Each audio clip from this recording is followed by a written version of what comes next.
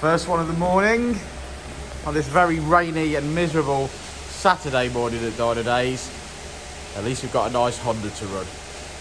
Let's see what she makes.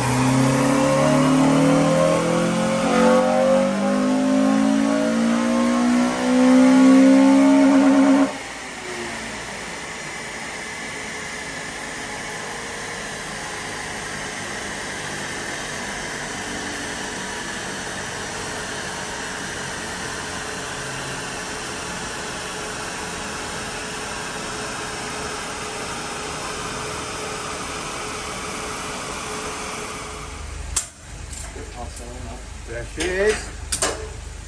About ready for a map, perhaps. Certainly some more modifications required. It's only got an induction kit by the sounds of it. But yeah, 207.